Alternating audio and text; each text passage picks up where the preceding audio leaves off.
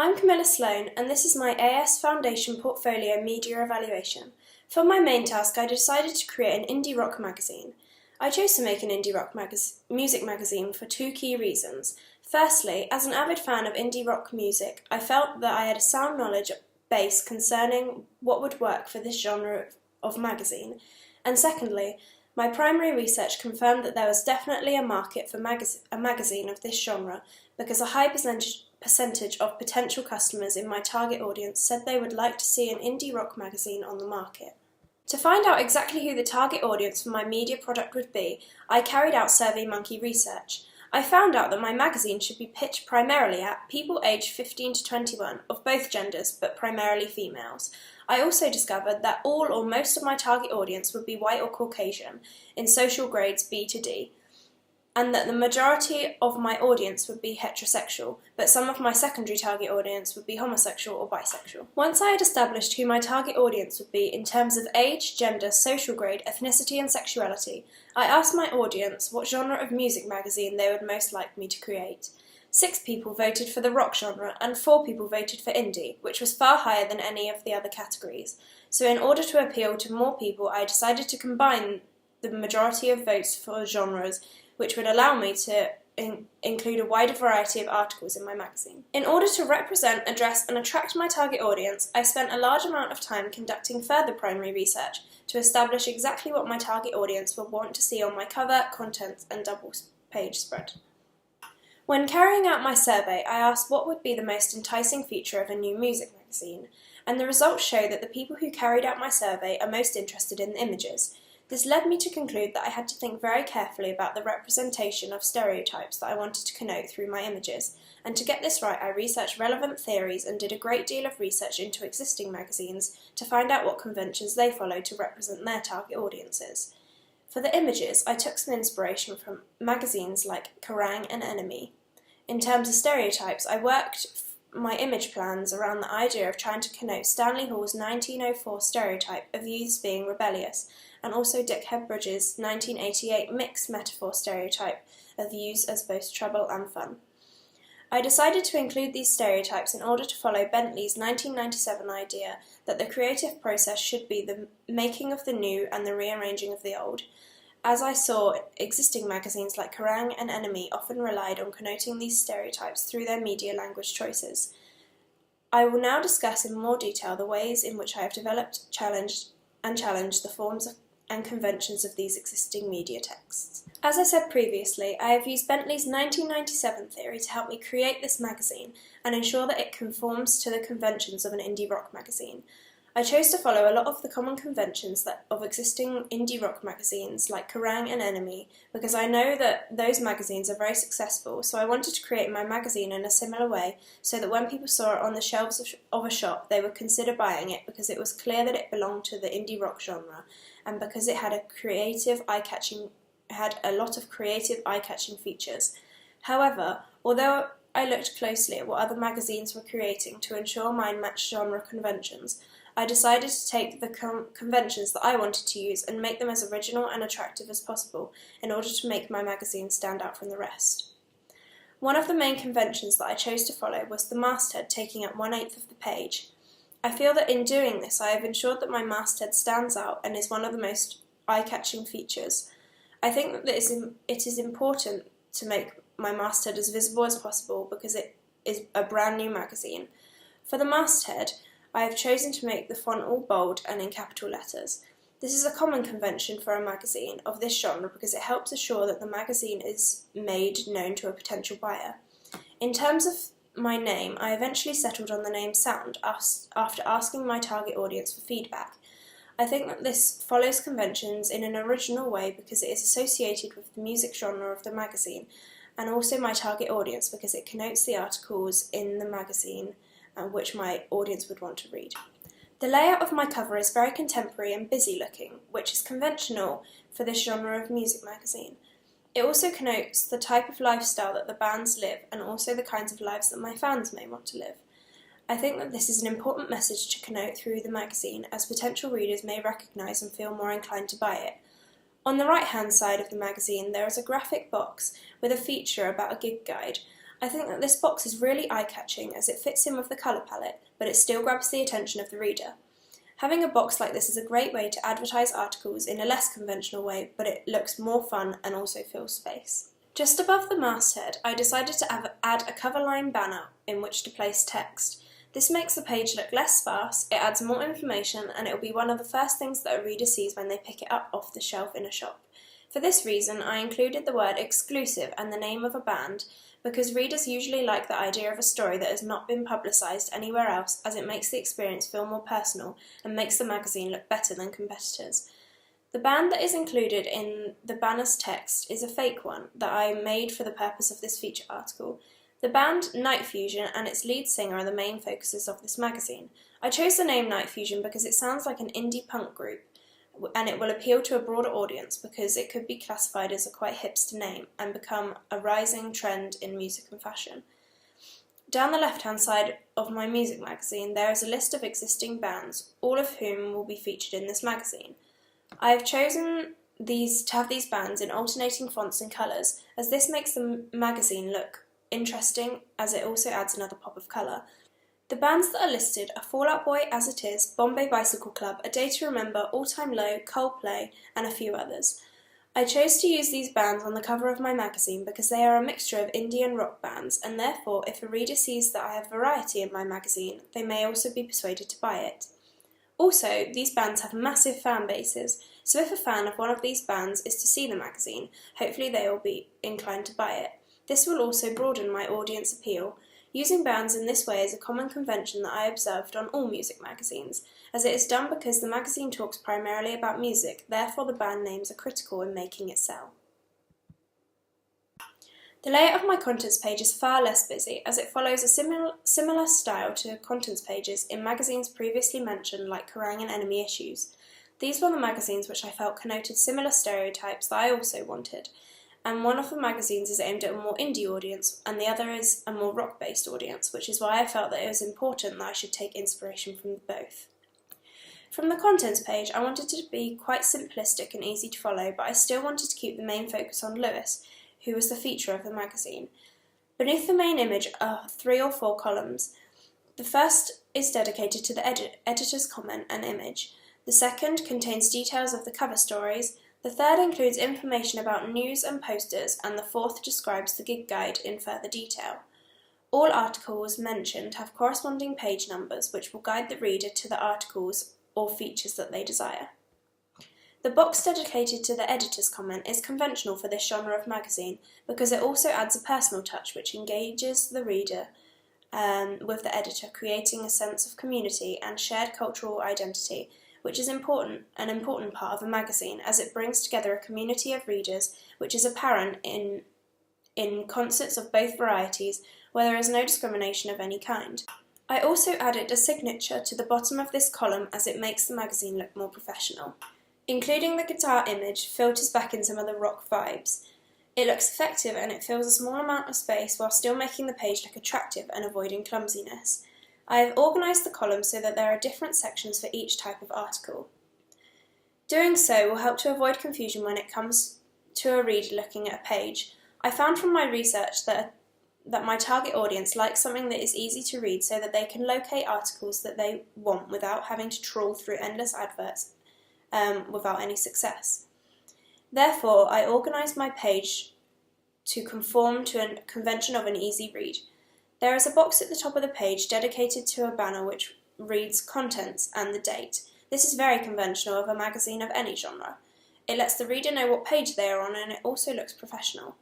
In the middle of the page there is a different banner with the masthead in it. This is corporate. This is using the corporate font to show professionalism, and also the title for the page, which is This Week. This is very structural and again connotes simplicity, which is what my target audience desire. In the bottom right hand corner of my magazine there is a graphic box which contains an advert bundle for the Sound magazines. This box contains previews of upcoming images and posters which will be featured in the magazines at a later date. The box also contains a paint swipe. This is common for an advert of this genre, as it is eye-catching and it just adds another dimension to the whole page. The layout of my feature article is simplistic and similar to that of existing magazines, in that the layout is appealing and presents the article in an easy-to-read format, which is what my young target audience want. One side of the A3 page is dedicated to a photo of Lewis Vosper, who is the main star vehicle of my magazine. I think that having a large image covering half of the feature page connotes the target audience's need for a simple magazine, which looks attractive and is fun to read. Having only a small area of writing looks much more attractive than having 2 full pages, as one purpose of a magazine is to entertain the reader, and having lots of writing might not be that engaging for my target audience. For the title of this article, I used some engaging teaser line that I had used on my front cover. This connotes fluidity and it is also engaging to the reader. The title overlaps the picture slightly and part of it has been rotated on a diagonal slant. I think that this gives the article a contemporary feel, which especially the indie readers will relate to. The article itself is divided into 2 columns and again into 6 paragraphs. This breaks down the text, making it look like there is less to read, which will be an appealing feature to some readers. Underneath the article there is a web address to the Sound web page, where a reader will be able to find out more information about the magazine from that week, and about the company, and about the articles and bands. In the top left-hand corner of the article, there are 2 graphic banners, one which contains the word feature article, and the other showing that this is a story from the cover of the magazine. This is a fairly conventional thing in existing rock magazines, to show consistency in their articles and a flow from the cover to contents page to feature page. These graphic images add a colour and depth to the page, making them look professional and vibrant. I feel that this makes the magazine connote the rebellion of youth stereotype, which is one that I aim to connote in this magazine, as I feel that this stereotype is one that my target audience would really want to be able to engage and empathise with. In terms of my own masthead, I thought that a plain, bold font would be striking enough to attract attention and still denote the name of the magazine, without overcrowding the whole cover, especially paired with the number of different fonts that I have used elsewhere on my magazine's cover. Although my masthead uses a simple font, the masthead still covers 1/8 of the page, so it is easily noticeable.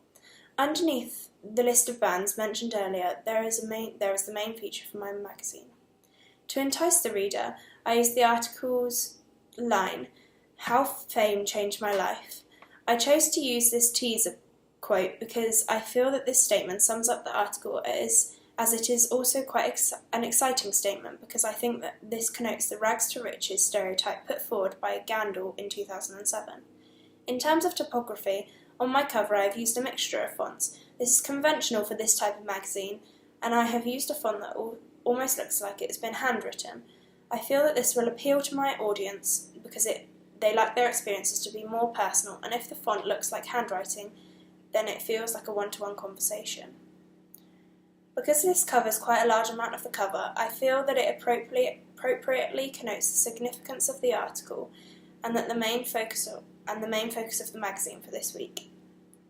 The enemy edition that I analysed in my research was similar in the fact that it was very focused on the main story, and most of the banners, etc. on the cover for my magazine connoted the main feature. I think that this is what I wanted to do for my magazine also. Stuart Hall said that the mood amongst teenagers is commonly depression. Considering my magazine is aimed at a teenage audience, I wanted to disprove this theory, as I feel that the tone of the title of the feature article is mostly a positive one, as it connotes the rags to riches theme, which makes the readers automatically think of a positive situation filled with illustrious things rather than the opposite.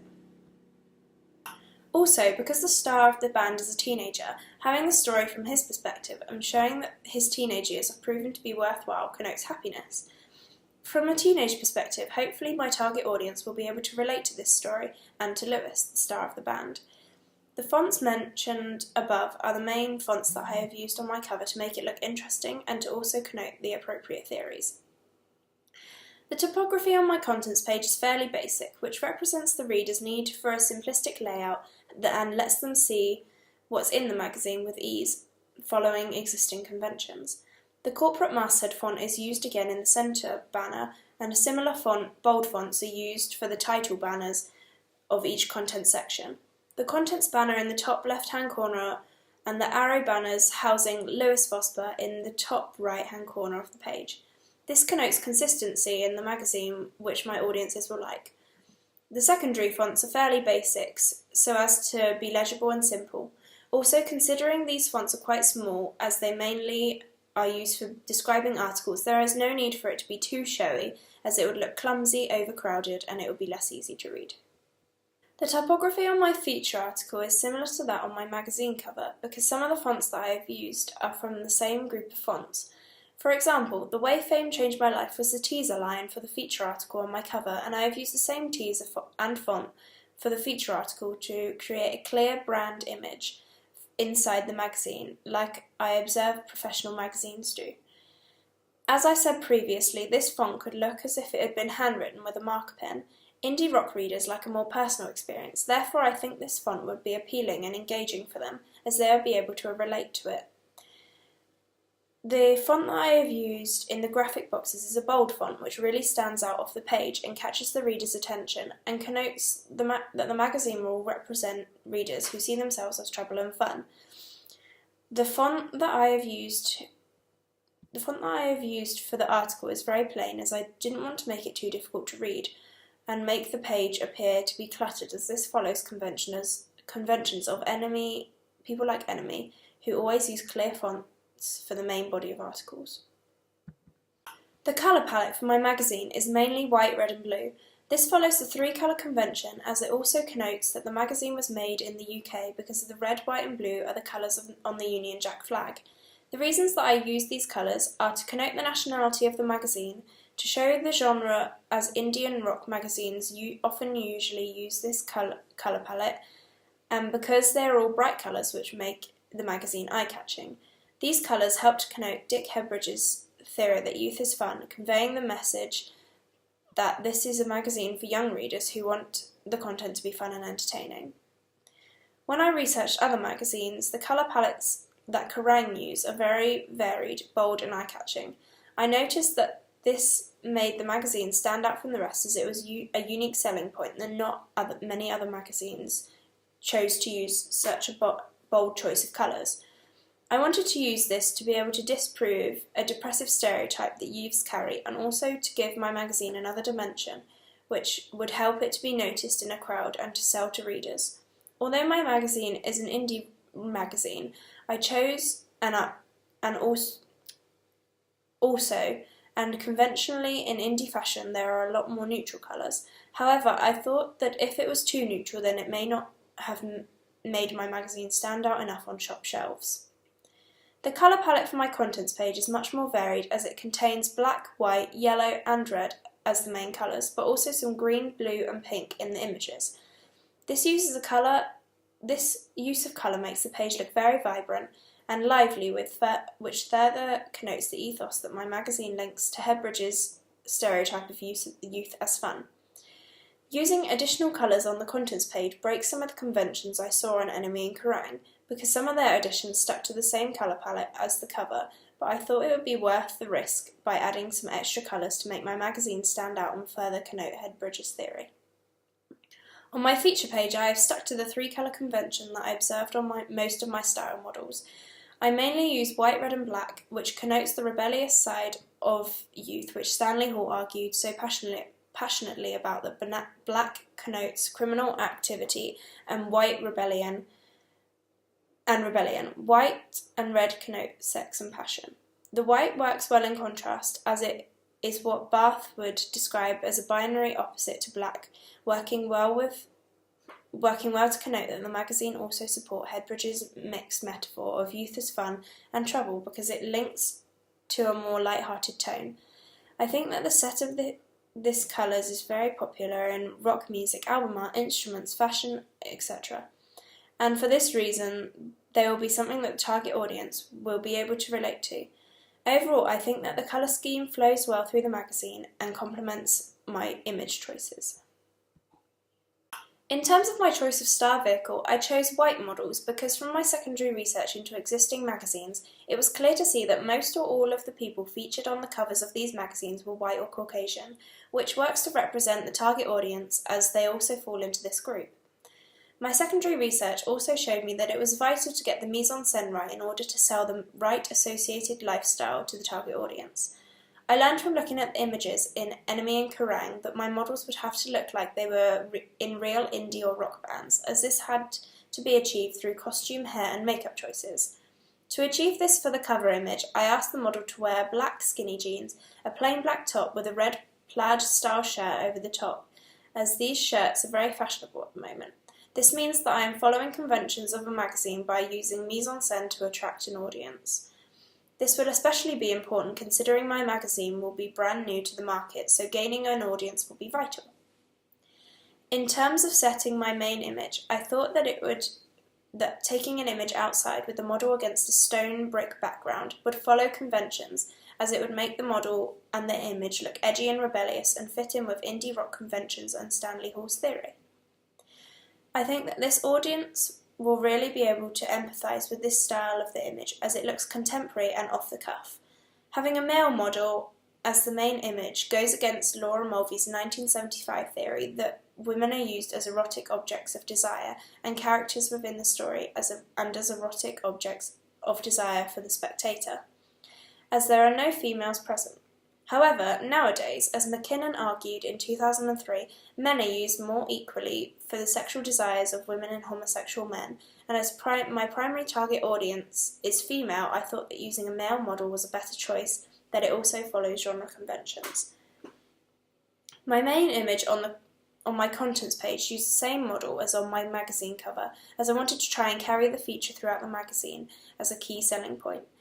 This is also a common convention I saw on professional magazines that I was following.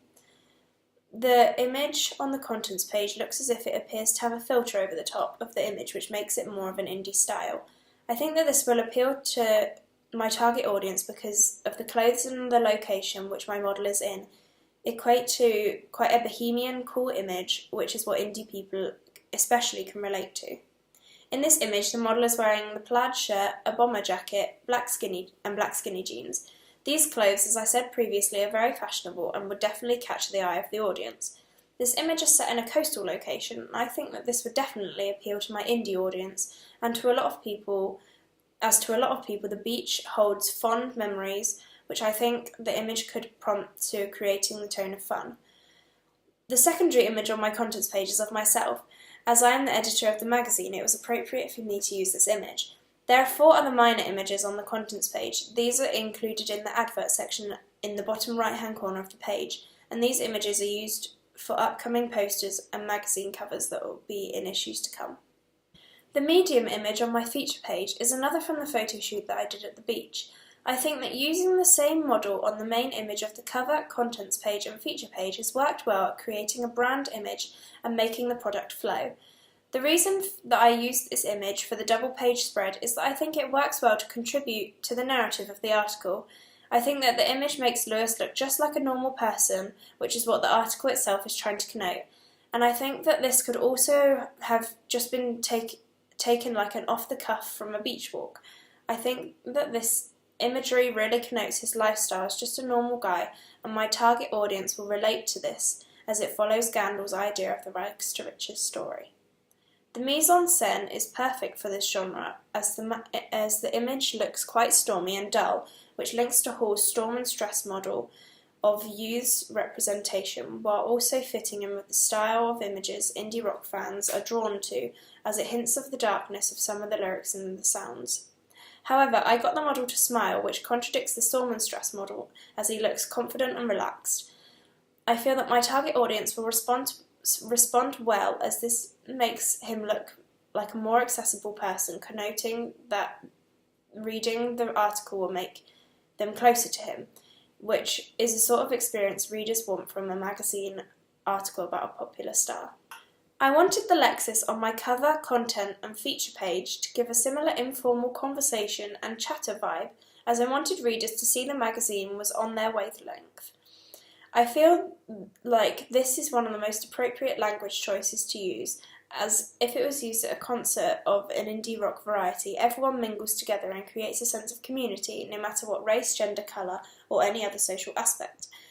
So as to connote this in my magazine, I made the language seem friendly but also appropriate to what I was talking about through keeping a number of words linking to the semantic fields associated with Indian rock. For example, the Lexis on this feature page includes a lot of quotes that the article has written so that it is informal and easy to understand. The vocabulary isn't very complex, so that people of all ages could read it and understand it. This broadens my audience, as it does not include anyone who is put off by complex language. Overall, I think that I have achieved what I set out to do because the language seems modern, personal, chatty and informal and makes the readers feel that they are in conversation with the magazine and that it is on their wavelength, which is what most fans would love. I would not change my language choices because I think if I did, it would probably feel as if the magazine was very sterile and boring, which would not be appropriate for the target audience.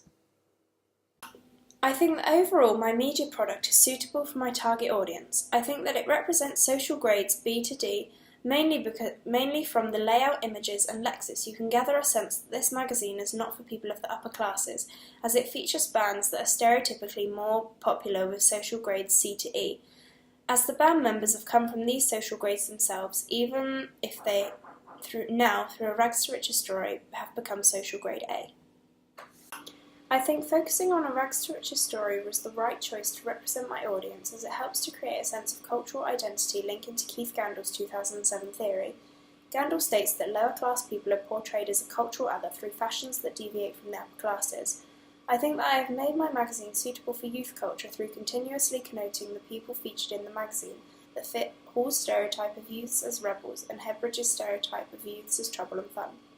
Through representing young people as rebellious and fun, I have made sure a wide audience will feel more represented by my magazine.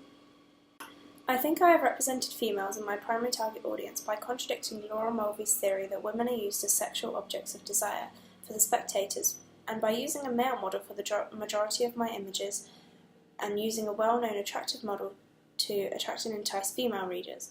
Using a male model does not completely put off male heterosexual readers because he is not overly sexualized, and he is someone that they could relate or aspire to.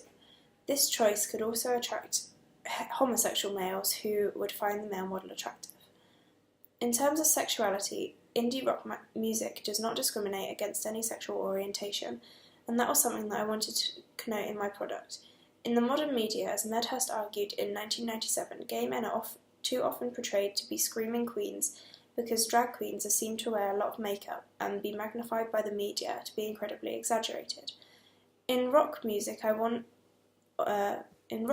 some of the artists wear heavy eye makeup, so in my magazine I wanted to connote that by including some articles about band members that do wear makeup, so that the homosexual men can relate to the magazine if they also wanted to wear any accessories seen to be of a feminine nature. In other words, even though I did not follow Medhurst's objectionable stereotypes, I made sure that my model did not look too stereotypically masculine in order to make him accessible to males and females of any sexuality. In terms of ethnicity, as Malik argued, whiteness has been naturalised as though it is an invisible norm, when of course it is an ethnic group like any other.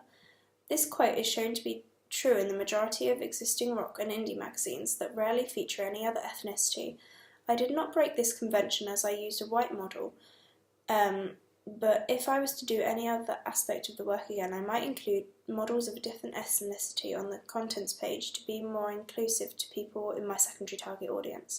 Through the process of constructing this magazine, doing research into existing techniques and creating an online portfolio on Blogger has taught me a lot about technology. Creating an online portfolio using a website like Blogger was really useful as it meant that I didn't have to carry around a paper portfolio to and from school, and it also allowed my teachers to look at and comment on my posts and suggest improvements that could be made. I also think that creating my portfolio like this shows skills about how to use blogging websites, which shows how my technological skills have improved. Blogger enabled me to plan my work so that I felt prepared when it came to the creation of my magazine, and I had to create an account and create a blog and then learn how to create the posts that included text, images and moving images for each part of my planning and practical evaluation. I used SurveyMonkey to create and upload surveys. in which the public could answer. This was a convenient way to gather some primary research information, which I analysed and therefore could see the common conventions that my target audience would want me to follow. I could easily make the surveys and share them on social media sites, and I could get immediate feedback. These questions were completely in my control, and when you began to type, some of the default preset questions were suggested which were closely related to what I want to use. This was excellent as it was time-saving but still allowed me to word the questions in the way I wanted to. Before using Photoshop and setting up the photography set with the camera and the studio lighting, I used the internet to research techniques and to get the end result that I wanted to create. I researched photographic techniques using YouTube because I wanted to develop my skills before I created my final product, as I had not had much previous experience using studio lighting and digital SLR cameras. For my photography, I wanted to use a studio lighting kit in the photography studio for some of my shots to create the professional effect that I wanted for my magazine. Through the help of more experienced peers and online tutorials, I gained knowledge of how to set up studio lights and a professional looking area in order to gain the effect that I wanted. I also learned how to adjust the settings on the camera that I used so that the images were clear whether I was shooting in the studio or in outdoor locations. In terms of equipment, I used the Canon 600D, Canon 6D and Canon 5D cameras. For the camera lenses, I used the Canon 300mm lens and the Canon 50mm portrait lens. I already knew how to import photos onto a Mac because I have access to Apple Mac products at home, and therefore I am experienced in using them and have a good knowledge of the Apple products. This meant that I had no problems when importing my images off the cameras. However, sometimes it was difficult to put the images onto the NAS server, which can sometimes be temperamental, and there is not always space. Once I had completed my photography, one of the main programs that I had to learn a lot about was Photoshop. Basic tools that I learned how to use included the Select Tool, Crop Tool, Eraser, Magic Eraser, Text, Paint Bucket, Shape Tools and Healing Tools. I also learned how to airbrush skin in order to make my magazine look more professional. I had no experience in this area before, but I thought that it was necessary to learn through following online tutorials considering every magazine has photo editors that know how to use Photoshop because they want their models to be flawless, as a lot of people will see the magazine and potentially buy it. I didn't really want to have to make my model look much different to how he actually does. However, I knew that if I didn't, my magazine may not have been noticed so much, and the imperfections would have been visible and might have put people off, despite the reality of the image. I used iMovie during this creative process in order to edit my evaluation. After filming, I removed all the clips from my camera and then put them onto the iMac computer, where I was able to edit the clips together and make them run smoothly into one video. If I wanted to, I could also enable the green and blue screen effects to add pictures onto the back of the evaluation to make it look more interesting to the viewer. To upload my evaluation, I used YouTube and created an account and learned how to upload videos onto my channel so that the public could watch.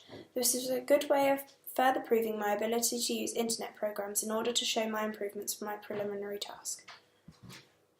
Looking back at my preliminary task, I can clearly see that my ability to use programs like Photoshop and InDesign has improved greatly, and my improved technical skills has allowed me to better represent my target audience.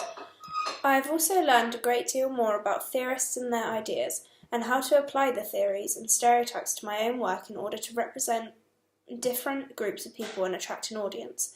I feel that my progression from my preliminary task has made me more aware of techniques that professional companies use when creating and distributing their products in a very competitive industry. I feel that this process has made me more accomplished when it comes to understanding and using the right genre conventions for the task at hand. I think that looking at the difference between my preliminary task and my main task, in terms of layout, colour, images, lexis, and typography choices, clearly shows that my knowledge and skills have developed because my music magazine clearly shows that I have an excellent understanding of the indie rock conventions and a good command of technology, whereby my preliminary cover and content looks amateur and unappealing. I do think the preliminary task was a useful learning curve because it made me learn from my own mistakes and identify my own weaknesses before going on to create my indie rock magazine. I think that the media institution who would distribute my product would be IPC Media, as this is already a successful company that publishes and distributes NME and therefore knows how successful good indie magazines can be. I do not think that they would refuse to publish it because it is too similar to NME, because my target audience is different. I am pitching at a niche market of a young target audience that is primarily made up of females, whereby NME is read by males aged 18 to 30 years. I also think that the fact that my magazine is a hybrid genre makes this a good investment for IPC, as it has a wider potential audience than some other magazines. I did consider Bauer Media as a publisher, but I think that it would be a bad choice because it already has a lot of music magazines in its portfolio, so it would be unlikely to want to add another one. I think that I would be better off getting a big institution like IPC Media to distribute my magazine than distributing it independently, because IPC has a lot of money to invest and a lot of knowledge of how to distribute and market a product, which might result in more sales and a fan base being exposed more quickly to my product. If I could not distribute my magazine with IPC, I probably would distribute it independently or online to start with, because online it would be far less expensive and it would be very accessible for the majority of people, because they would want to be able to access it. No. If I could not distribute my product with IPC Media, I would distribute it independently or online to start with, because online it would be far less expensive and it would also be accessible for the majority of people, because they would be able to access the website from any device that used the internet.